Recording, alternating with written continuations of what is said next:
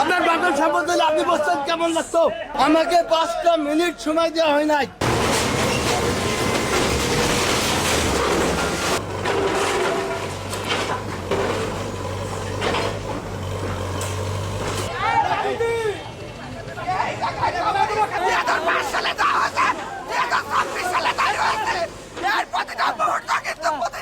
এই প্লটটা আমাদের কেন দেওয়া হলো না? এটা তো আমরা আবেদন করছিলাম, আমাদের কেন দেওয়া হলো? কোনো নোটিশ টোটিশ কোনো কিছু না। আমাকে জাস্ট কালকে বিকেল 5টায় মাইকিং করছে। আমি আজকে তো সময় আমি জব করে আমি বাইরে থাকি, এসে থেকে আমার বাড়ির পরিস্থিতি আমার পাশের বাড়ির কোনো নতুন কি হবে?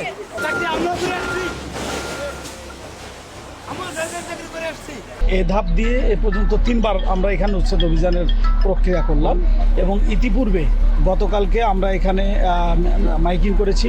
প্রতিটা স্পটে আমরা মাইকিং করেছি, আপনারা জানেন, এবং আমাদের রেকর্ডও আছে এটা প্রত্যেকটা জায়গায়।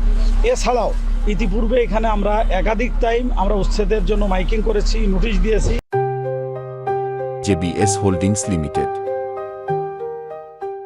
এবং বিগত 1 বছর ধরে এটা চলমান, কিন্তু আমরা যখনই আসি তারা আমাদেরকে আমাদের অফিসারদেরকে বিভিন্নভাবে হয়রানি করার চেষ্টা করে। এবার আমাদের আপনারা জানেন যে আমাদের বর্তমান চেয়ারম্যান জাতীয় গৃহায়ণ কর্তৃপক্ষের ফেরদৌসী ম্যাডাম আসছেন এবং আমাদের বর্তমান মন্ত্রী মহোদয় তাদের আমাদের উপরে একটা ইনস্ট্রাকশন যে সরকারি যে জমি আছে, সম্পত্তি আছে, এই সম্পত্তি আমাদের উদ্ধার করতে হবে এনিহাউ, এবং সেটার জন্য 0 টলারেন্স ঘোষণা করছে। তারই ধারাবাহিকতা আমাদের আজকের এই উচ্ছেদ অভিযান চলছে এবং আমরা আশা করতেছি এই উচ্ছেদ অভিযান 2 দিন চলমান থাকবে। এই 2 দিনে আমাদের 5 একর জায়গা উদ্ধার হবে, যার অনুমান মূল্য প্রায় 50 কোটি টাকা। শুধু যশোর নয়, এরপরে আমাদের বরিশাল, খুলনা সহ সারা বাংলাদেশে উচ্ছেদ অভিযান চলমান আছে এবং চলমান থাকবে।